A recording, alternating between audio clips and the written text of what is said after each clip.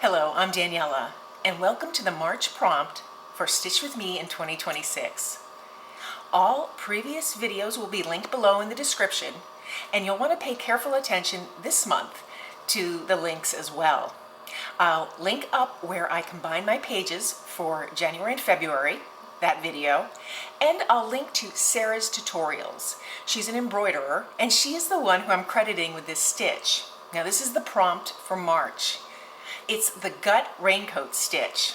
Now, don't let the name fool you. It's actually a simple stitch. It's a variation on the running stitch, and it just has some weaving involved with it. It's actually very simple, beautiful, and unique. It is based off of a historic stitch where people would use animal guts to make waterproof raincoats. And this stitch is what kept the seams airtight. I'll link her tutorial as well, but in the early moments of this video, I'm going to give you the tutorial on how to create that stitch. I'll show you variations, and then I want you to go to town and have fun with it. So let's get started.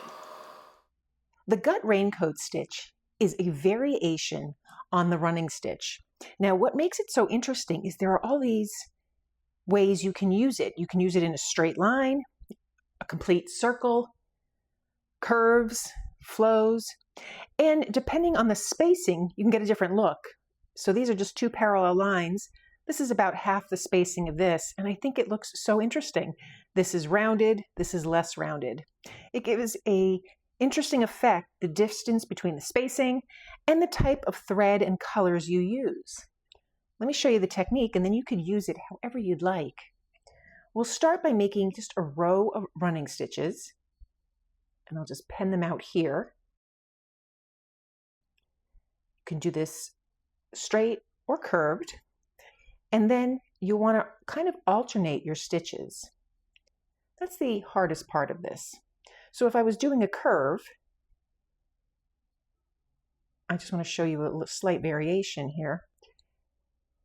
I'm not going to stitch the curve, but I'm going to explain it. You'll make your stitches, and then to counteract the curve, you want your stitches to be just a little longer on one side, the outside of the curve. And that'll make it happen and work quite nicely. So I'm going to use two different colors of embroidery floss. This looks good with, I think, an even number and a thick strand, but it doesn't have to. It could be quite beautiful, delicately done. So I'll just start with the running stitch. So I'll just come up here and stitch my running stitch. Trying to keep my stitches fairly evenly spaced, particularly on that first line that I put down, and even sizes. That just gives for a nicer result.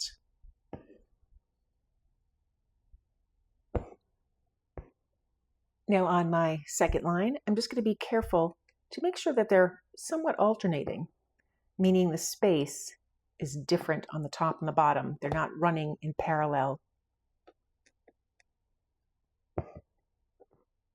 So you can see here my spacing is different. So now to make that variation on the running stitch, I'm going to come up here on my top stitch, just to the side of where my top stitch starts. And I'm going to come straight up. And then I'm going to take my needle, move this way so you can see, and I'm going to go down, not piercing the fabric. I won't pierce the fabric until the very end. So I'm going to stitch through here, basically just slide my needle onto my first stitch and slide it under my bottom stitch, and then just gently pull through. And then I'm going to come up here on my next stitch and go up through that first stitch. And I get my first loop. So here I'm going to jump over here to my next stitch, go down it, and match that previous stitch.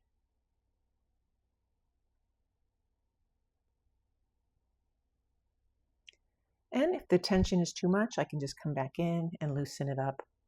So then I'm going to come up through the adjacent stitch and back to the first stitch I did.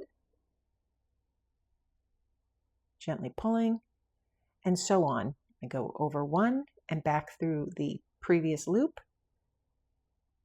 and then over one and up through the previous loop.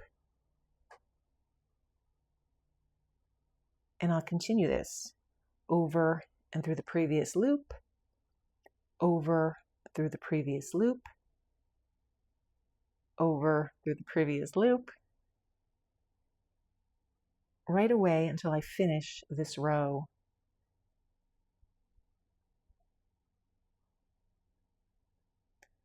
And when you're done, over and through the last loop, I'll just bring my thread through here and knot it off. And then I have a very interesting result. Love how that looks. The colors and the sizes make for a very interesting stitch. So here I have my page. I already completed my label, and I showed you that in a previous video. And that will be linked in the description if you want to see how I created my label. I know that's going to go on the side here because I have my first two pages, which I stitched just around the sides and the top, but not the inner spine. And I have my labels here and here. I'm going to continue with that theme. I'm not going to attach this one yet. I'm going to wait till I finish April's prompt. But for March, I want to just keep everything together. So I'll set this aside.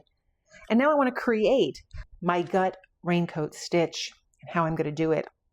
I have my fabrics here. I selected the fabrics I want to use. I want to use some of my inspiration fabric and then the colors. So now I'm just going to cut up the fabrics to create my background collage. So I have the placement of my fabrics that I want to incorporate into my collage background, and I have a piece of lace. I want that texture. I was considering overlapping some of these pieces with it. Yeah, I kind of like that. So my next step is to tack everything down with little stitches. So that's what I'll do. I'll take matching thread and just make little stitches to hold everything in place. Okay, so I have everything stitched down with just tiny stitches. I have a nice little collage element there. I know I'm going to stitch down here for my spine. I'm going to even fold it over here, just finger press it, just so that I know I don't want to stitch off the end there. And so now I'm going to create my lines. I want to do 3 lines pulling into this collage. So the bottom line I'll do first. That's going to be my longest. That's going to stitch over these pieces. And all of the running stitches, I think I'm going to do them with black thread and space the rows here a little differently. So the longer one will have a little larger spacing, and then the medium one will have smaller spacing until the smaller one will probably end up here. So I kind of made my lines. I'll take my black embroidery floss, all 6 strands, and I'll stitch that running stitch, that first one. Just going to come up here, turn my fabric, and just make those stitches. And what I like about fabric is you can just manipulate it.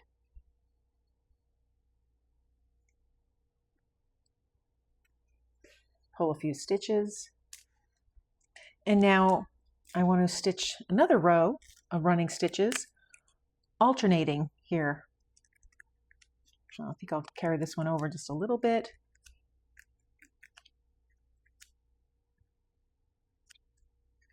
Right to there. So I'll continue stitching those.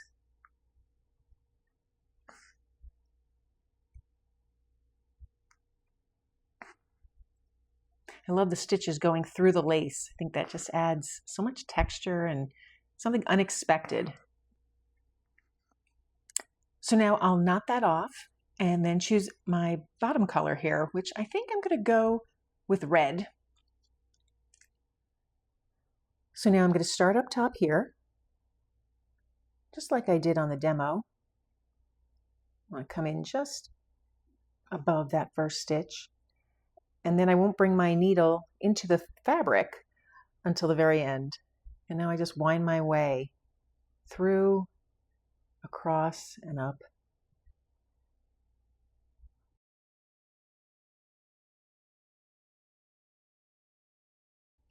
It's suggested to use a tapestry needle for this kind of weaving part because the point of the tapestry needle is much duller than an embroidery needle or a milliner's needle. Some people also like to go in with the back of the needle because that is much duller as well. That works beautifully. Now I've completed my final stitch. I'll go right in here, knot it off, and then I'll complete 2 more rows above it here. Show you that result. So I finished stitching my gut raincoat stitches the way I wanted using the colors. And I like how this looks, but to me it looks empty. So I'm going to stitch just some stitches in between here using those same colors, just echoing them. I think I'll just do straight stitches. Maybe I'll do them up and down instead of across. And I'll echo the colors that I've already used here. Give it some interest. So I'll play around with that and show you my result. So there I have my completed piece. This is my March prompt. I like how this is coming along. After I have my April prompt, I can add my little tag. But I'm quite pleased with how this is coming out. Oh, this book, it's a beauty. So that's the March prompt for the gut raincoat stitch. I am all about simple stitches that look beautiful. They're eye-catching and dramatic, and I think this stitch fits that bill. I can't wait to see what you create, so be sure to post on our Facebook group. It's a very welcoming group full of wonderful artists. If you've enjoyed this video, please give it a thumbs up and be sure to subscribe. And thank you for joining me today.